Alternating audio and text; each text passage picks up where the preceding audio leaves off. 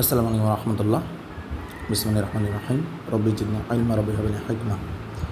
মৌলিক বলের প্রকৃতি আজকে আমাদের যে কনসেপ্টটা। তো মৌলিক বল বলতে আমরা সাধারণত সবল নিউক্লিয় বল, তড়িৎচুম্বকীয় বল, দুর্বল নিউক্লিয় বল এবং মহাকর্ষ বলকে বুঝি। তো আমাদের সবার প্রথমে যে ব্যাপারটা আছে সেটা হলো সবল নিউক্লিয় বলের পাল্লা কত। রিমেম্বার, আমাদের পাল্লা নিয়ে যখন কথা বলতে হয়, যে পাল্লাটা দেখলে আমরা দুইটা জিনিস মাথায় নিয়ে আসবো, সেটা হলো মহাকর্ষ বল এবং আমাদের যে তড়িৎচুম্বকীয় বল, এই দুটো হলো অসীম। এই দুটো কি অসীম। তাহলে আমাদের বাকি আছে আর দুইটা, একটা হলো দুর্বল নিউক্লিয় বল আর একটা হলো কি সবল নিউক্লিয় বল। দুর্বল নিউক্লিয় বল যেটা, তার পাল্লাটা সবচেয়ে ছোট। কী বলছি? দুর্বল নিউক্লিয় বলের পাল্লাটা কি সবচেয়ে ছোট, সেটা হলো 10⁻⁻18 মিটারের সবচেয়ে স্মল। কথা কি বোঝা যাচ্ছে? 10⁻18 মিটার। এখন আর এটা থেকে একটু বড় হলো কোনটা? সবল নিউক্লিয়, যেটা হলো 10⁻15 মিটার। 10⁻15 মিটার। আর মাথায় রাখতে হবে যে এই যে সবল নিউক্লিয় বল আমার কাছে 10⁻15 বলছে, এটা এখানে প্রশ্ন চাওয়া হয়েছে যে সবল নিউক্লিয় বল পাল্লা কত, তার মানে 10⁻15 মিটার। আশা করি এটা বুঝতে পারছি। পরের প্রশ্নগুলোতে আশা করি তোমরা এটা পারবা ইনশাল্লাহ। সবল নিউক্লিয় বল কত দূরত্বে কাজ করে? 10⁻15 মিটার। সিলেবাস 2024। তাহলে প্রশ্নটাও বোঝা গেছে আল্লাহর মতে। নিউক্লিয়াসের ভিতরে প্রোটন ও নিউট্রনের মধ্যে কোন বল কাজ করে? এই যে বলগুলো আছে, বলগুলোর ভিতরে প্রোটন ও নিউট্রনের ভিতরে, প্রোটন ও নিউট্রন এর ভিতরে কাজ করে শুধুমাত্রই সবল নিউক্লিয় বল। আবার বলতেছি, প্রোটন নিউট্রনের ভিতরে যেটা কাজ করে সেটা হলো সবল নিউক্লিয় বল। আবার এখান থেকে আরেকটা জিনিস মাথায় রাখতে হবে, সূর্য থেকে যে আলোর তাপ যে আসে, এটাও কি এই বল দ্বারাই কিন্তু এটা সৃষ্টি হয়। কথা কি বোঝা গেছে? আর আমাদের যে যে মানে তোমার যে নিউক্লিয়াস যে ভেঙে যাওয়া, ঠিক আছে, নিউক্লিয়াস ভেঙে ছোটো নিউক্লিয়াস পর্যন্ত বা ছোটো নিউক্লিয়াসকে জোড়া দিয়ে অনেক শক্তি তৈরি করা সম্ভব। অর্থাৎ নিউক্লিয়াস মানে আমাদের কয়েকটা জিনিস আছে, যেমন তোমার যে এই নিউক্লিয়াস ভেঙে যাওয়াটা মূলত মানে একটা বড় নিউক্লিয়াস ভেঙে ছোটো নিউক্লিয়াস যাওয়া, এটা মূলত হইল যে তোমার সবল নিউক্লিয় বলের একটা অংশ। ঠিক আছে, এরপরের প্রশ্ন আমরা যদি যাই, দেখো কী লেখা আছে। সূর্য থেকে আলো ও তাপ তৈরি হয় কোন বল দিয়ে? সূর্য থেকে আলো ও তাপ তৈরি করে, এটা কিছুক্ষণ আগে বলছিলাম, সবল নিউক্লিয় বল। ঠিক আছে, কারণ নিউক্লিয়াস বলের কারণে নিউক্লিয়াসকে ভেঙে বা ছোটো নিউক্লিয়াসকে অনেক শক্তি তৈরি সম্ভব হয়। সূর্য থেকে আলো তাপ এই বল দ্বারা তৈরি হয়। আশা করি এটা বুঝতে পারছো। তারপরে আসো, দেখো কী বলছে।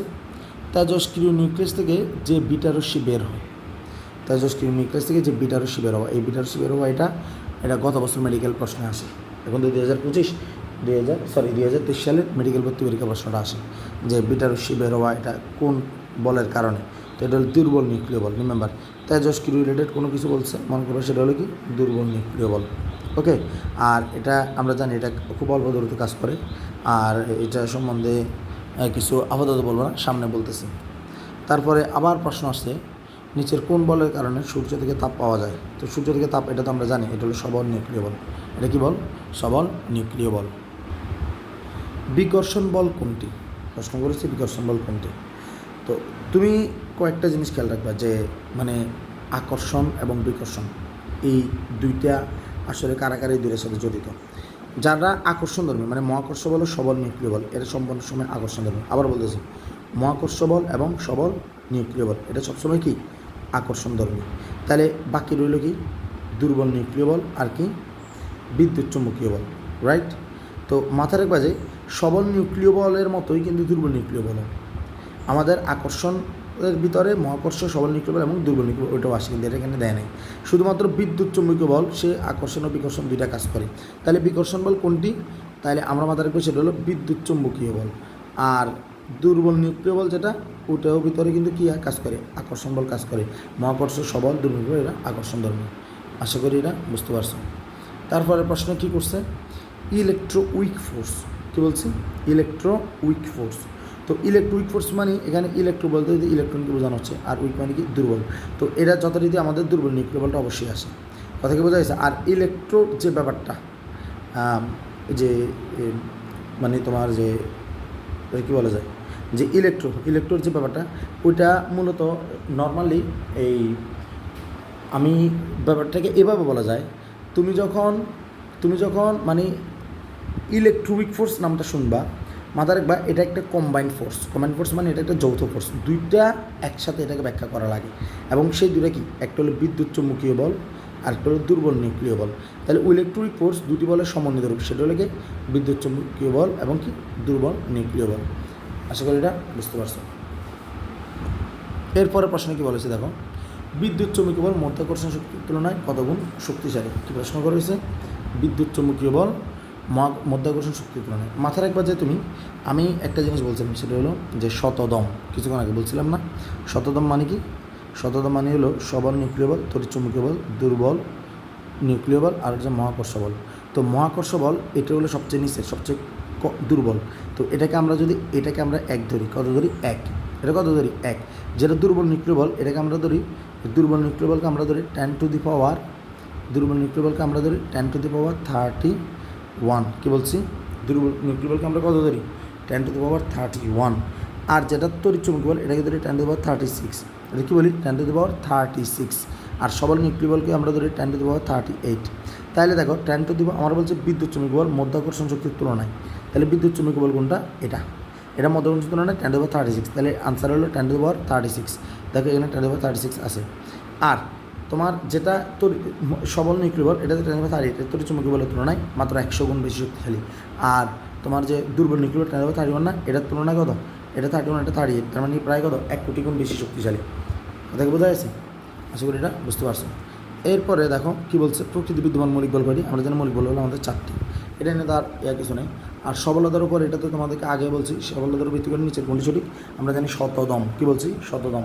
তাহলে শতদম মানে কি, সবল নিউক্লিয় বল, তড়িৎচুম্বকীয় বল মানে শতদম, ঠিক আছে, এটা মাথায় রাখবে, শতদম। তারপরে বলেছে কোনটি সবচেয়ে মানে দুর্বল বল, এই দুর্বল বল সম্বন্ধে আমরা জানি যে শতদম মানে মহাকর্ষ বল, সবচেয়ে দুর্বল বল। আর এটা তো আমাদের জাফর ইকবাল স্যার বলে গেছেন যে কোন বলটিকে পদার্থবিজ্ঞানের চমকপ্রদ বল বলা হয়, এটা হলো মহাকর্ষ বল, এটাকে চমকপ্রদ, এটা ওনার ভাষা বলছেন, একটা মানে ফালতু প্রশ্ন আর কি। গ্যালাক্সির ভিতরে যে নক্ষত্রের যে ঘুরপাক খায়, এই ঘুরপাক খাওয়াটা মূলত মহাকর্ষ বলের কারণে। আমাদের পৃথিবী যে সূর্য চাঁদে বলে, এটা তো কি কিসের জন্য, মহাকর্ষ বলের জন্য, ঠিক আছে। আশা করি এটাও বুঝতে পারছো। বলের ক্ষেত্রে, আচ্ছা, মহাকর্ষ বল তড়িৎচুম্বক বলের তুলনায় অনেক দুর্বল, হ্যাঁ এটা সত্য কথা। মহাকর্ষ বল দুর্বল নিউক্লিয় বল অপেক্ষা দুর্বল, হ্যাঁ এটাও সত্য কথা, কারণ মহাকর্ষ বল কিন্তু শতদমের নিচে না।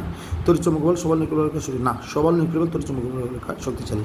তাহলে এটা আনসার হবে 1 আর 2, মানে 1 আর 2 কম।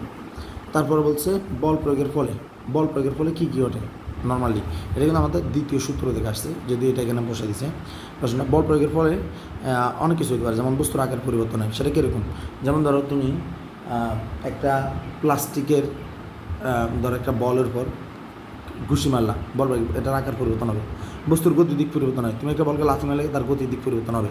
যেমন একটা রানিং বল, স্ট্রাইকারের গোল দেওয়ার জন্য যে ব্যাক পাস থেকে একটা বলকে ধরো কিক মারছে, গতির দিক পরিবর্তন হয়েছে, বস্তুর ব্যাগ হ্রাসপ্রবিত হয়।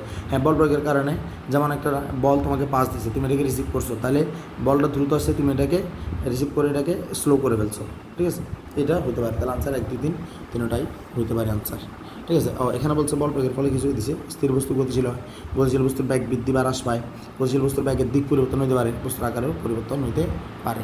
আসসালামু আলাইকুম রহমতুল্লাহ।